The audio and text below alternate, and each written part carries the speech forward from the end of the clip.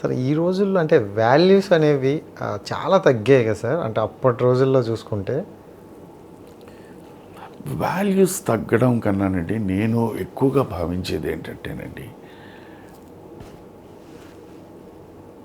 ఈ వ్యక్తి నాకెంత అవసరం అన్నది వచ్చేసింది. ఫర్ ఎగ్జాంపుల్ దీన్ని ఇవన్నీ పక్కన పెట్టేస్తే, ఇదివరకు మద్రాసులో ఉన్నప్పుడు ఎలా ఉండేదంటే,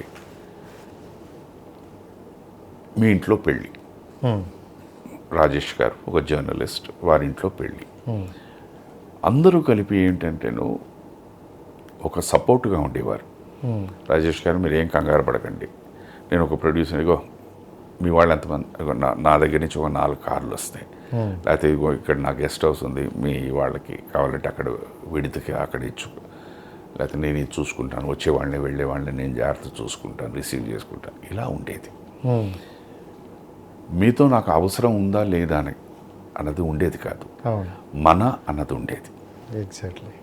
మన అన్న దీని మీద అందరూ అలా కలిసికట్టుగా పనిచేసి అదొక నిజంగా పండగ వాతావరణం.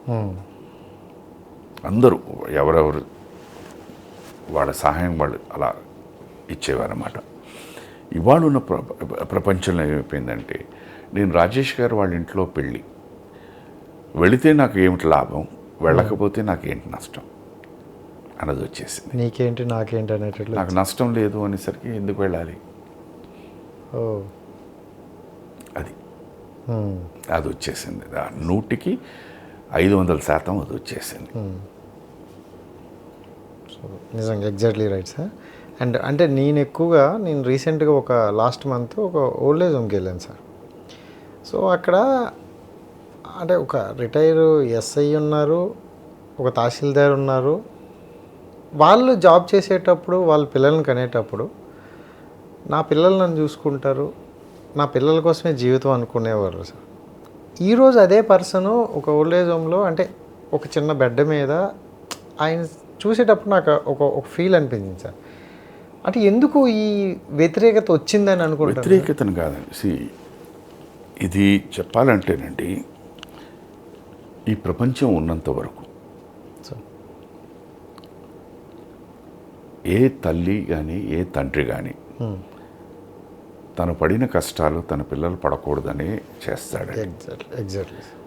దానికోసం అన్నీ వాటి సాక్రిఫైస్ అనండి. మీరు సాక్రిఫైస్ అంటే చాలా పెద్ద మాట అంటారు, ఎందుకు చేశారంటారు.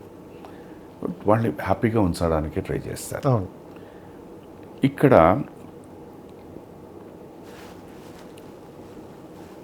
ఒక బొమ్మ అడుగుతాడు పిల్లడు,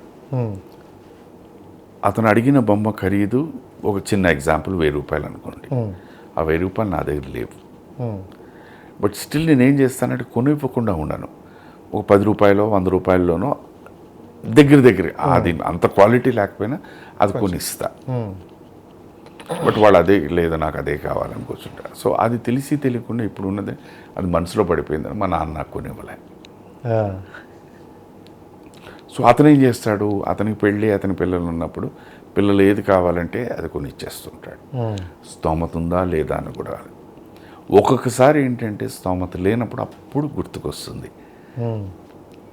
ఏమిటి మా అబ్బాయిలు అడిగితే లేదురా నేను తర్వాత కొనిస్తాను, ఇప్పటికీ ఇది ఉంచుకోండి. వాళ్ళు రిఫ్లెక్ట్ అయ్యేసరికి ఇదే మాట నేను మా నాన్న అన్నాను కదా, ఇదే భావం మా నాన్న దగ్గర. అప్పుడేంటో ఎక్స్ప్రెస్ చేసేవారు కాదు, ఇప్పుడు ఎక్స్ప్రెస్ చేసేస్తాను. ఇప్పుడు పాతకాలంలో దీంట్లో ఇప్పుడు నేను పుట్టిన ఎరాది నాన్నగారు ఎదురుకుండా నిలబడి గట్టిగా వాదించే ఇది లేదు. తల వంచుకొని ఏంటైతే ఇది లేదంటే మామూలుగా ఇది. ఇప్పుడు అది కాదు కదా, నీకేం తెలుసు అంటున్నారు.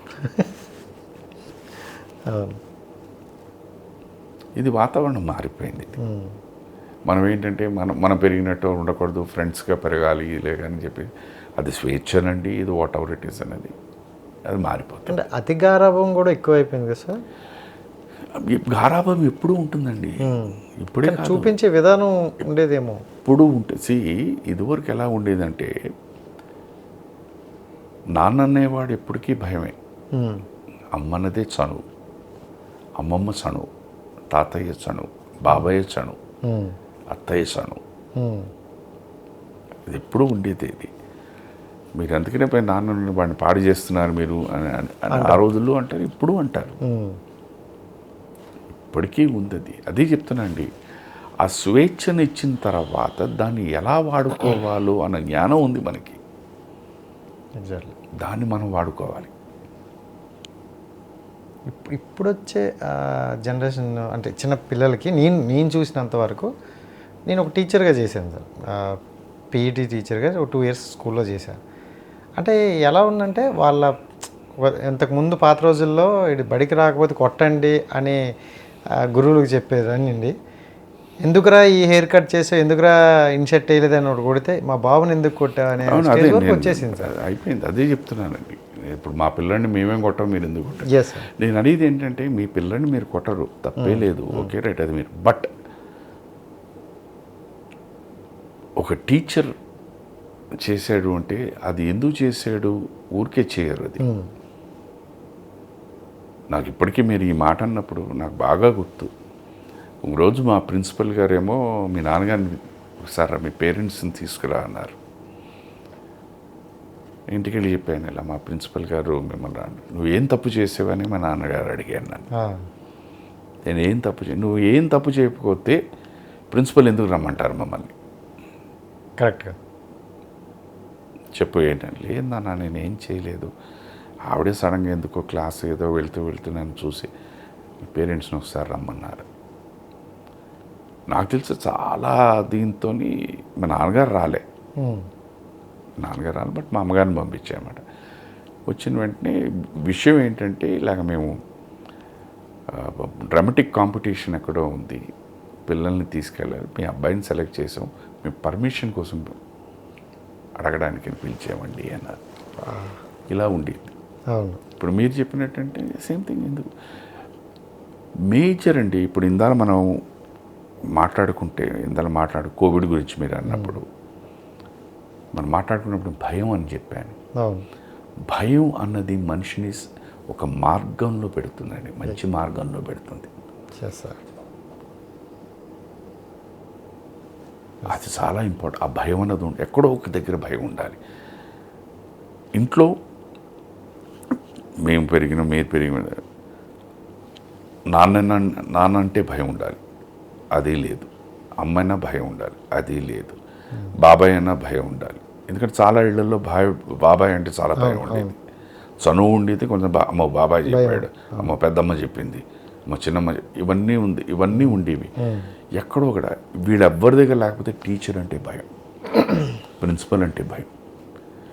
ఇవాళ మీకు ఎప్పుడైతే ఈ భయం అన్నది లేదో, పిల్లడు కూడా ఏంటంటే, మీరు కొట్టే నువ్వు కొడతావా, మా నాన్నతో చెప్తా, తిరిగి భయపెడతాను. ఏమైపోయింది? నువ్వు మొదటి నుంచే ఆ పిల్లాడి మార్గమే మార్చేస్తున్నావు. ఒక తప్పుడు ఆలోచనలు, తప్పుడు దీంట్లోకి వెళ్ళిపోతున్నాడు. నువ్వు ఆలోచించు, ఒంటరిగా కూర్చొని నువ్వు చేస్తున్నది ఆ పిల్లాడి భవిష్యత్తుకి నువ్వు చేస్తున్నది మంచి చెడ, 100% చెడే. బట్ ప్రతి మనిషిలోనూ ఒకటి ఉంది, అహం అన్నది ఒకటి ఉంది, అది అడ్డుపడిపోతుంది. మనం స్టార్టింగ్ మాట్లాడుకునేది ఇక్కడ ఎండింగ్కి వచ్చింది. ఇప్పుడు పెద్ద ఎగ్జాంపుల్ నిజంగా జాకీ చాన్ గారు. ఆయన ఎక్కడి నుంచో ఒక చిన్న దీంట్లోంచి వచ్చి హాలీవుడ్ రేంజ్లో పెద్ద హీరో. ఆయన బాగా సంపాదించారు, అన్నీ చేశారు. వాళ్ళ అబ్బాయి అన్ఫార్చునేట్లీ ఒక దీంట్లోనో వాటిలోనో వేరే వ్యసనాలకు అన్నిటికీ అలవాటు పడిపోయి జైలుకి వెళ్ళాల్సిన పరిస్థితి వచ్చింది. జైలు నుంచి ఆ శిక్ష అంతా అనుభవించి బయటకు వచ్చిన తర్వాత జైలు ముందే అతడుకున్న యావత్ ఆస్తి అంతా ఆర్ఫనేజ్కి వాటికి డొనేట్ చేసి, ఇగో నా తరఫున, బికాస్ నువ్వు మా అబ్బాయి కనుక నీకింత, అమ్మాయికి ఇంత. వాళ్ళందరూ ప్రెస్ అందరినీ పెట్టి వాళ్ళందరూ వెళ్ళిపోయిన తర్వాత అన్నట్టు వాళ్ళ అబ్బాయి అడిగేటి, నీకు బుద్ధి జ్ఞానం ఉంది? నాకు బుద్ధి ఉంది కనుక నేను చేస్తున్నాను, ఇన్నాళ్ళు నాకు బుద్ధి లేదు, అది చేయకపోవడం వల్లే నువ్వు ఇలా ఒక తప్పుడు దారిలోకి వెళ్ళిపోయి జైలుకి వెళ్ళాల్సి వచ్చింది. నాకు బుద్ధి వచ్చింది కనుక అందుకని నీ ముందే ఇది చేస్తున్నాను. ఇది నేను 14 ఏళ్ళ ముందే చేయొచ్చు, బట్ నీ ముందు ఎందుకు చేస్తున్నాను? ఎంతమంది చేస్తారు అది? మీరు చేస్తారా? నేను చేస్తానా? మీరు అది బాధ్యత ఎప్పుడైతే ఉందో, ఏ వ్యక్తికి అయితే బాధ్యత ఉందో, సొసైటీ అంటే ఎవరండి? బయట నుంచి వచ్చే మనుషులు గారు, మీరు నేనే, ఎస్ సార్, మనమే. అంతే. ఒక సొసైటీ మీద బాధ్యత ఉంటున్నప్పుడు ఇది చేస్తాం మనం. బట్ ఇవాళ ఏమైపోతుంది, మన పిల్లలు తప్పు చేసినా మనకున్న పేరు, ప్రతిష్ట, డబ్బు, హోదా, కీర్తి, దీంతో మనం వాళ్ళని షీల్డ్ చేయడానికి ట్రై చేస్తున్నాం. అవును సార్. దానివల్ల ఏం చెబుతుంది, బాగుపడుతున్నాడా? చెడిపోతుంది. ఇంకా చెడిపోతున్నాడు. అవును. ఎందుకంటే ధైర్యం వచ్చేస్తుంది. ఆ చిన్న తప్పుకే మా నాన్న నన్ను ఇంత సపోర్ట్ చేసి నేను ఇంకేం చేసినా సపోర్ట్ చేసి ఏదన్నా చూసుకుంటాడు. తర్వాత అయ్యో కుయ్యో మొర్రో అంటే ఎవరిది తప్పు? ఆ తల్లిది, ఆ తండ్రిదే. అంతే సార్. ఈ ప్రపంచంలో లంచం అని మాట్లాడతారు. అది ఎక్కడ స్టార్ట్ అవుతుంది తెలుసా మీకు? సార్ ఇంట్లోనే. ఇప్పుడు నేను శైలజ గారు ఎక్కడైనా బయటికి వెళ్ళాలి, మాకు బాబు ఉన్నాడు, వాడు 5 ఏళ్ళు 6 ఏళ్ళు, అక్కడ తీసుకెళ్ళడానికి లేదు. ఏం చేస్తాను నేను? వాడు ఏడుస్తుంటాడు, ఓ చాక్లెట్ ఇస్తాను. సో వాడికి అర్థమైపోతుంది, ఓ నాన్న అమ్మ ఎక్కడో డ్రెస్ అయ్యి బయటికి వెళ్తున్నారంటే ఎక్కడికో బయటికి వెళ్తున్నారు, నేను వస్తాను, లేదు బొమ్మ అంటాడు, ఇదంటాడు. This is how. అక్కడే స్టార్ట్ అవుతుంది. అలా అని చెప్పేసి వాడు పిల్లడు జ్ఞానం వచ్చింది, వాడిని తీసుకెళ్ళడానికి లేదు, నేను రాలేనని చెప్తున్నామా? చెప్పం. చెప్పలేదు. కరెక్ట్. ఇవి చిన్నలా కనిపిస్తాయండి. బట్ ఈ చిన్నవే యాడ్ అయ్యి ఇంత పెద్దదవుతుంది. తప్పులు చిన్నకే గాలివాన అవుద్దంటారు. Super sir. రైట్. ఇవి ఎవరు మీకు ఎక్కడ పుస్తకాల్లోనూ ఇవన్నీ మన జీవితంలో నేర్చుకోవాల్సిందే.